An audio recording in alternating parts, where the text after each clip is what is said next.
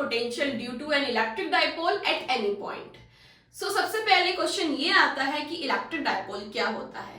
तो electric dipole आपका एक सिस्टम होता है जिसमें टू इक्वल मैग्नीट्यूड के बट अपोजिट नेचर के चार्जेस एक स्मॉल डिस्टेंस टू एल से सेपरेट होते हैं। ठीक है, तो इलेक्ट्रिक डाइपोल क्या होता है, एक सिस्टम होता है जिसमें two equal but opposite nature के charges small distance two L से सेपरेटेड होते हैं। अब डाइपोल का एक सेंटर होता है O, जो कि बिल्कुल इस डिस्टेंस के बीचों बीच होता है। दैट मीन्स O से प्लस Q चार्ज तक का डिस्टेंस L होता है एंड O से माइनस Q चार्ज तक का डिस्टेंस भी L होगा और L प्लस है 2L होगा। यानी कि डाइपोल का सेंटर क्या है, डाइपोल पर वो पॉइंट है जो इस डिस्टेंस को टू इक्वल पार्ट्स में डिवाइड करता है। तो ये O क्या है, O है सेंटर ऑफ द डाइपोल। ये जो आज हम करेंगे वो है केस नंबर 3। इससे पहले हम 2 केसेस और पढ़ चुके हैं जिसके लिंक आपको डिस्क्रिप्शन में मिल जाएगा।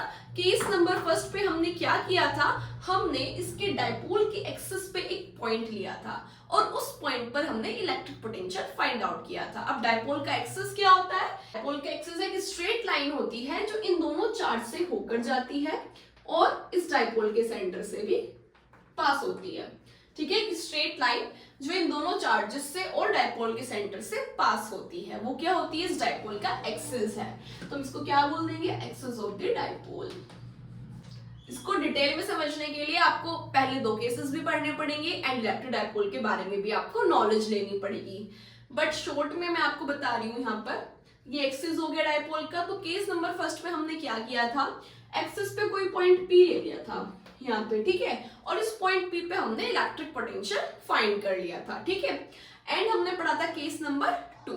केस नंबर 2 में हमने क्या लिया था, हमने इक्वेटोरियल पॉइंट लिया था। एक इक्वेटोरियल पॉइंट क्या होता है, जो इक्वेटोरियल लाइन पे सिचुएटेड हो। तो हमने इक्वेटोरियल लाइन पर एक पॉइंट लिया था, पॉइंट P, उस पर हमने क्या निकाली थी, इलेक्ट्रिक पोटेंशियल निकाली थी जो हमारी 0 आई थी। तो इक्वेटोरियल लाइन क्या होती है, एक स्ट्रेट लाइन जो डाइपोल के सेंटर से होकर जाती है और डाइपोल के एक्सिस पर परपेंडिकुलर होती है। तो इसको हम क्या बोलते हैं, इसको हम बोलते हैं इक्वेटोरियल लाइन।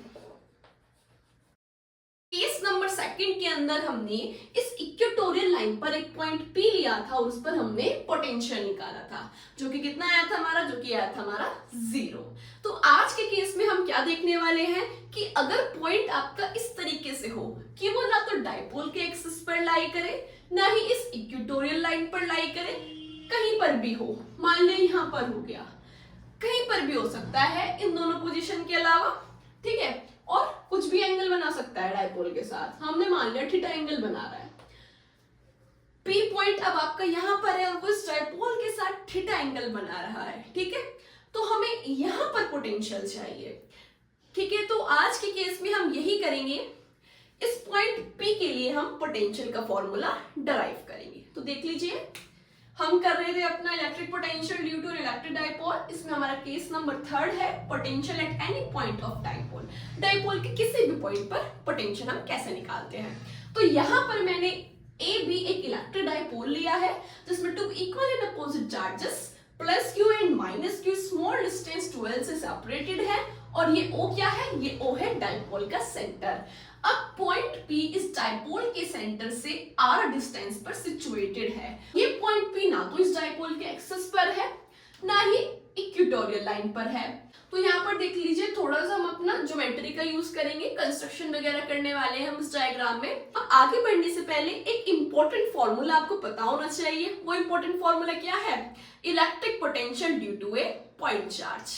तो यहाँ पर बोर्ड पे ध्यान दीजिएगा, अगर आपके पास एक चार्ज प्लस Q है और इस प्लस Q चार्ज से R डिस्टेंस पर एक पॉइंट P है और आपसे पूछा जाए कि इस पॉइंट P पर इलेक्ट्रिक पोटेंशियल का फॉर्मूला क्या होगा, तो आप क्या बताएंगे, आप बताएंगे V equals to 1/4 plus Q upon इस चार्ज से पॉइंट P तक का डिस्टेंस, वो कितना है, वो है R। इसका फॉर्मूला हमने डराइव किया हुआ है पहले वाले लेक्चर्स में, जिसका लिंक आपको डिस्क्रिप्शन में मिल जाएगा। बट अभी के लिए आपको इस फॉर्मूले को ध्यान में रखना है। और एक बात और आपको ध्यान रखनी है, अगर ये जो सोर्स चार्ज है वो माइनस क्यू हो जाए तो पोटेंशियल में भी माइनस क्यू रखा जाएगा। यानी कि अगर सोर्स चार्ज पॉजिटिव है तो पोटेंशियल पॉजिटिव, एंड अगर सोर्स चार्ज नेगेटिव है तो पोटेंशियल आपकी नेगेटिव आने वाली है। तो ये फॉर्मूला होता है electric potential due to a point charge का। अब हम सभी को पता है कि पोटेंशियल एक स्केलर क्वांटिटी है, तो हमें इसमें डायरेक्शन नहीं देखनी, वेक्टर ऑफ एडिशन को नहीं देखना, तो हमारा काम यहाँ पे और आसान हो जाता है। इस पॉइंट पी पर इलेक्ट्रिक पोटेंशियल हमें निकालनी है। तो इस पॉइंट पी पर इलेक्ट्रिक पोटेंशियल इस माइनस क्यू चार्ज की वजह से होगी एंड इस प्लस क्यू चार्ज की वजह से होगी। तो इस पॉइंट पे जो रिजल्टेंट पोटेंशियल होगी वो कितनी होगी? Potential due to minus Q charge plus potential due to plus Q charge. जो ये इसका सम होगा वो रिजल्टेंट पोटेंशियल इस पॉइंट पी पर हो जाएगी। आइए इस डेरिवेशन को आगे प्रोसीड करते हैं। सबसे पहले हम एक छोटा सा कंस्ट्रक्शन करेंगे, इसमें ए को पी से ज्वाइन कर देंगे, ठीक है, और पी को बी से ज्वाइन कर देंगे। ऐसा हमने इसलिए किया ताकि हम डिस्टेंस को इजीली फाइंड आउट कर सकें। सबसे पहले हम क्या निकालेंगे? हम निकालेंगे potential at point P due to minus Q charge, ठीक है। तो वो कितनी हो जाएगी? Potential due to minus Q charge at point P कितनी हो जाएगी? फॉर्मूले के according 1/4πε0 minus Q upon distance. वो डिस्टेंस क्या है? चार्ज से उस पॉइंट तक का डिस्टेंस जिस पॉइंट पर आप पोटेंशियल निकाल रहे हो। ओके, तो यहां पे लिख दीजिए potential due to minus Q charge 1/4πε0 minus Q upon distance. अब यहां पर डायग्राम में ध्यान दीजिए, माइनस क्यू चार्ज से पॉइंट पी तक का जो डिस्टेंस है वो कितना है? A P upon A P. First equation. अब हम क्या निकालेंगे? Potential at point P due to plus Q charge. Potential at P due to plus Q charge. Potential due to plus q charge equals to 1/4πε0 plus q upon plus Q charge से इस point तक का distance वो कितना है? bp upon bp। Second equation. So देख लीजिए जो p पर पोटेंशियल होगी, रिजल्टेंट पोटेंशियल वो क्या होगी? Potential due to minus Q charge at point p plus potential due to plus Q charge at point p, इसका सम होगा। बट इससे पहले हमारे लिए एक टास्क है, यहाँ पर हमें क्या करना है? हमें इस AP को फाइंड करना है एंड हमें इस BP को फाइंड करना है। ये डिस्टेंस फाइंड करके हमें इस इक्वेशन में रखना होगा, फिर हम यहाँ पर इसका रिजल्टेंट इजीली फाइंड कर सकते हैं। सो अब हमें यहाँ पर AP फाइंड करनी है एंड BP फाइंड करनी है। अब डायग्राम में देख सकते हैं कि हम AP एंड BP को डायरेक्टली फाइंड नहीं कर सकते, तो हमें यहाँ पर कंस्ट्रक्शन करना पड़ेगा। हम क्या करेंगे? हम एक परपेंडिकुलर ड्रॉ करेंगे इस पॉइंट B से, जहां पर प्लस क्यू चार्ज रखा है, वहां से हम एक परपेंडिकुलर ड्रॉ करेंगे। आप स्केल का यूज करें, इस बात का आपको खास ध्यान रखना है।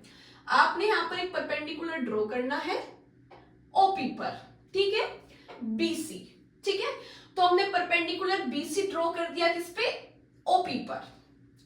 अब हम क्या करेंगे? इस लाइन को थोड़ा और आगे बढ़ाएंगे, OP को, ठीक इसी तरीके से हम एक परपेंडिकुलर ड्रॉ करेंगे पॉइंट A से इस लाइन पर।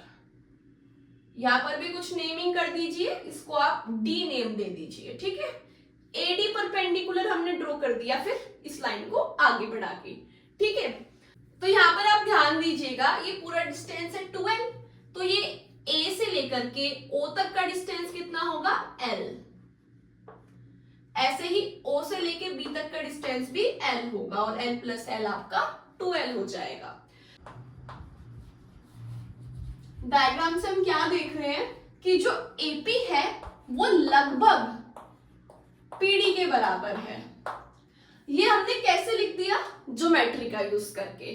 अगर आप स्केल की हेल्प से एकदम मेजरमेंट सही लेकर के ये डायग्राम ड्रॉ करेंगे तो आप खुद कब पाएंगे कि जो एपी है उसकी मेजरमेंट लगभग पीडी के बराबर हो जाएगी। यहाँ पर तो मैंने हेड का यूज कर लिया, ऐसे ही खींच दिया, बट आपको अपनी कॉपी में स्केल का यूज करना है और यहाँ पर डी का यूज करना है परपेंडिकुलर डालने के लिए। ये डायग्राम आपको बहुत अच्छे तरीके से, सही तरीके से बनाना होगा, तो फिर आप ये ऑब्जर्व खुद ही कर पाएंगे कि जो एपी है वो लगभग डीपी के बराबर आएगी। अदरवाइज आप यहाँ पर भी देख सकते हैं, हालांकि ये मैंने मेजरमेंट्स लेकर नहीं बनाया, बट फिर भी यहाँ पर हम देख सकते हैं कि जो एपी है वो लगभग बराबर है पीडी के। सो मैंने फिगर से लिख दिया कि जो एपी है वो लगभग बराबर है पीडी के। ठीक है, तो यानी कि अगर हम पीडी निकाल लें तो हमारा एपी उसके हम लगभग बराबर रख सकते हैं। तो देख लीजिए, यहाँ पे आपने 10th क्लास में ट्रिग्नोमेट्री पढ़ी होगी, उसमें आपने एक फॉर्मूला पढ़ा होगा, पंडित बद्री प्रसाद हर हर बोले। तो यहाँ पे क्या होता है, sine theta cos theta tan theta. ठीक है, ये आपने पढ़ा है। क्या होता है, perpendicular upon hypotenuse sine theta, base upon hypotenuse cos theta, perpendicular upon base tan theta. ठीक है, तो अब हम यहाँ पे इनकी हेल्प से क्या निकालेंगे, ओडी को निकाल लेंगे। ओपी हमें पता है, ओपी कितना है, आर है, ओडी हमें निकालना है, तो हम कैसे निकालेंगे, पहले कुछ भी अननोन जब भी हम फाइंड करते हैं हमें पता होना चाहिए कि हमें क्या पता है। तो हमें क्या पता है, ट्राइंगल एओडी में हमें क्या पता है, इन ट्राइंगल एओडी इसमें हमें क्या पता है कि जो OA है वो है L, ये और ये वर्टिकल अपोजिट एंगल्स हैं, जो कि ज्योमेट्री अगर आप पढ़ते होगे तो आपको पता होगा कि वर्टिकल अपोजिट एंगल्स बराबर होते हैं। ये थीटा तो ये भी थीटा हो जाएगा। राइट एंगल ट्राइंगल में तो आप जानती हैं कैसे होता है, ये परपेंडिकुलर, ये थीटा, तो थीटा के सामने वाला परपेंडिकुलर। ठीक है, परपेंडिकुलर के सामने वाला हाइपोटेनस और बचा जो वो है बेस। तो यहाँ पर परपेंडिकुलर के सामने वाला हाइपोटेनस, थीटा के सामने वाला परपेंडिकुलर और ओडी आपका बेस है। सो यहाँ पर हमें क्या पता है, हमें पता है इसका हाइपोटेनस। ठीक है, तो हाइपोटेनस का यूज करके हमें क्या फाइंड करना है, इस हाइपोटेनस का यूज करके हमने फाइंड करना है ओडी। ओडी क्या है, बेस। तो यानी कि हम ऐसा फॉर्मूला उठाएंगे जिसमें हाइपोटेनस हो और बेस हो, और वो फॉर्मूला किसका है, cos थीटा का। तो हम क्या लिखेंगे, cos theta equals to base upon hypotenuse. तो बेस कहां पर है, बेस है ओडी, ओडी अपॉन हाइपोटेनस क्या होता है, परपेंडिकुलर के सामने वाला, वो क्या है, OA, वो कितना है अपने पास, L। अब हम वैल्यू पुट करेंगे, cos theta equals to OD upon L। तो OD कितना आ गया अपने पास, L cos थीटा। तो OD तो हमें निकालना था, OD कितना हो गया, L cos थीटा, ये कितना है R, जोड़ दो, टोटल वैल्यू आ जाएगी। तो आपका PD किसके बराबर होगा, PD PO plus OD, PO plus OD। PO कितना है, यानी कि सेंटर से पॉइंट P तक का डिस्टेंस कितना है, R। तो PD equals to R plus OD। OD कितना निकाला अभी, L cos theta, R plus L cos theta. ठीक है, PD कितना आ गया, R plus L cos theta, और PD लगभग किसके बराबर है, AP के बराबर है। तो हम क्या लिख सकते हैं, हम लिख सकते हैं कि AP किसके बराबर होगा, R plus L cos theta. ठीक है, तो हमारे पास AP की वैल्यू आ गई। फर्स्ट टास्क हमारा कंप्लीट होता है AP की वैल्यू निकालकर। अब हम निकालेंगे BP की वैल्यू। तो हम फिगर से ये देख सकते हैं कि जो BP है वो किसके बराबर है, वो लगभग लगभग PC के बराबर है। ठीक है, आगे लिख दीजिए इसमें, सिमिलरली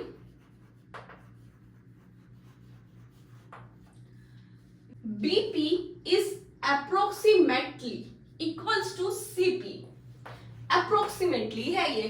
ठीक है, तो यहां पर देखिए, तो अब यहां पर देखना कि जो CP है वो किसके बराबर होगा, OP में से अगर हम OC निकाल दें तो हमें ये तो मिलेगा CP। तो CP क्या होगा, OP में से अगर हम OC को निकाल दें तो ये हमें मिल जाएगा CP, तो OP माइनस OC। OP कितना है?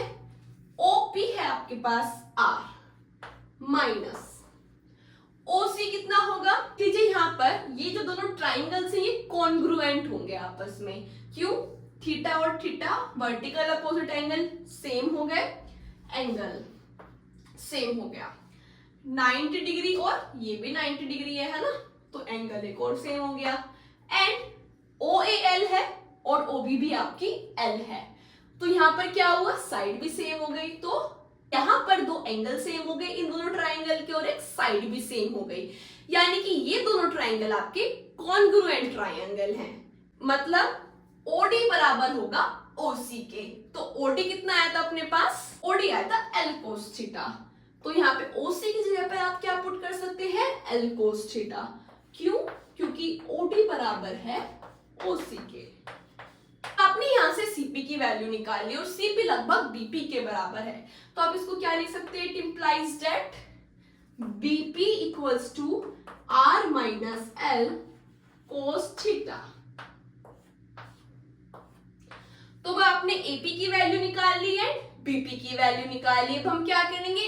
इन वैल्यूज को इक्वेशन नंबर फर्स्ट में और सेकंड में यूज करेंगे एंड रिजल्ट एंड पोटेंशियल जोड़ के हम इस पॉइंट P पर निकाल लेंगे। आइए इसको करते हैं।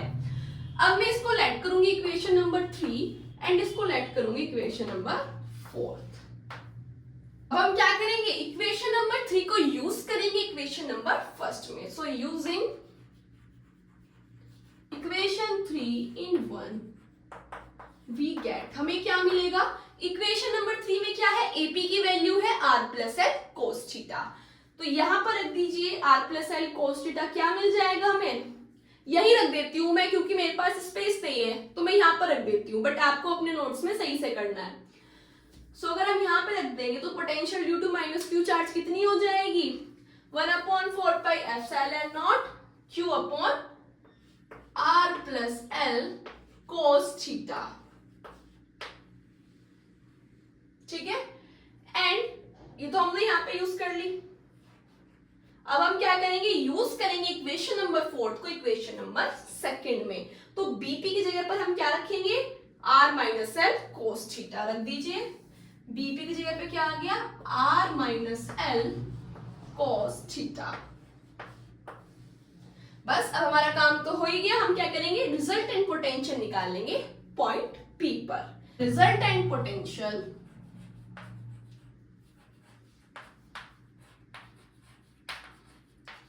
वो कितनी हो जाएगी? V equals to potential due to minus Q charge plus potential due to plus Q charge, तो वो कितनी हो जाएगी? V equals to potential due to minus Q charge कितनी है? 1/4 pi epsilon naught minus Q upon R plus L cos theta. R plus L cos theta plus potential due to plus Q charge कितनी है? 1/4 pi epsilon naught Q upon, भाई plus Q को हम Q पे तो लिख सकते हैं, Q upon R minus L cos theta. अब यहां पर दोनों में से 1/4 pi epsilon naught into Q common आता है, उसको कॉमन ले लीजिए। So V equals to 1/4 pi epsilon naught into Q हमने कॉमन ले लिया बाहर, अंदर क्या बचा? 1/R plus L cos theta plus 1/R minus L cos theta. अब हम इसको आगे सोल्व करेंगे तो हम इन दोनों का एलसीएम ले लेंगे। चलिए एलसीएम लेते हैं। 1/4 pi epsilon naught into Q। जब हम इन दोनों का एलसीएम लेंगे तो क्या हो जाएगा? R plus L cos theta into R minus L cos theta. अब यहाँ पर R plus L cos theta इसके डेनोमिनेटर में, बट क्या नहीं है? R minus L cos theta नहीं है, तो हम यहाँ पर R minus L cos theta से मल्टीप्लाई कर देंगे प्लस। अभी एक चीज का आपको ध्यान रखना है, हमने क्यू कॉमन लिया था, तो यहाँ पे माइनस का 1 बचता है ना। तो यहाँ पर माइनस साइन की वजह से क्या होगा, ये प्लस का तो ये माइनस का हो जाएगा और ये माइनस का तो ये प्लस का हो जाएगा। ठीक है, मैंने एक लाइन कट कर दी, यहाँ पर ब्रैकेट लगा के बाहर माइनस लगा दी, उससे बढ़िया मैंने अंदर मल्टीप्लाई कर दी माइनस की हैंड टू हैंड। यहाँ पर r minus L cos theta है, क्या नहीं है, r plus L cos theta नहीं है। तो यहाँ पर r plus L cos theta की मल्टीप्लाई करेंगे ऊपर, r plus L cos theta. अब देखो प्लस के r से माइनस के r कैंसिल आउट हो गया, क्या बचा ऊपर 2l कोस थीटा। कर दीजिए 1/4 pi epsilon not into q, l cos theta plus l cos theta 2l cos theta upon, देखो r plus l cos theta r minus l cos theta, ये क्या हो गया a plus b a minus b, जहां पर a क्या है हमारा r है, तो ये फॉर्मूला बन गया ना भाई, a plus B into A minus B क्या होता है, a square minus b square के बराबर होता है। और यहाँ पर a क्या है, यहाँ पर a है r, b क्या है l कोस थीटा, आप खुद देख लो, r plus l cos theta into r minus l cos theta है, तो ये हो गया r square minus l cos theta का स्क्वायर। आगे देख लीजिए 1/4 pi epsilon naught q into 2l cos theta upon r square minus l square by l square cos square theta, q into 2l, q into 2l क्या होता है, dipole moment, जिसको हम p से रिप्रेजेंट करते हैं, क्योंकि p इक्वल्स टू होता है आपका q इंटू 2l। तो आप यहाँ पे p रख सकते हैं डाइपोल मोमेंट, तो कितना हो जाएगा potential 1/4 pi epsilon naught p cos theta upon r square minus l square cos square theta. अब ये डाइपोल मोमेंट एक वेक्टर क्वांटिटी होता है जिसकी डायरेक्शन कहां से कहां तक होती है, नेगेटिव टू पॉजिटिव चार्ज। आइए इसकी डायरेक्शन दिखाते हैं, negative to positive charge, dipole moment vector p। यहाँ पर देखिए जो डिस्टेंस है r, ये बहुत ज्यादा बड़ा होता है 2l से, तो r यहाँ पर बहुत ज्यादा बड़ा है 2l से, सो जो r है आपका वो तो बहुत ही बड़ा होगा l से, एंड जो आपका r स्क्वायर है वो फिर बहुत ही ज्यादा बड़ा होगा l square cos square theta से। ठीक है, तो आप क्या कर सकते हो यहाँ पे, then we can neglect l square cos square theta. तो हम यहाँ पर l square cos square theta को बिल्कुल खत्म ही मान सकते हैं, नेग्लेक्ट कर सकते हैं, क्योंकि बहुत ज्यादा छोटा है as compare to r square. ये कुछ ऐसा है कि बहुत बड़ी क्वांटिटी में से आप 0.00001 माइनस कर दो तो कुछ फर्क पड़ेगा नहीं ना, तो हम इसको नेग्लेक्ट कर सकते हैं। तो पोटेंशियल कितनी आ गई, resultant potential v equals to 1/4 pi epsilon naught p cos theta upon r square. तो ये आपका पोटेंशियल का फॉर्मूला आ गया किसी भी जनरल पॉइंट पे डाइपोल के लिए। तो यहाँ पर ये टॉपिक आपका कंप्लीट होता है।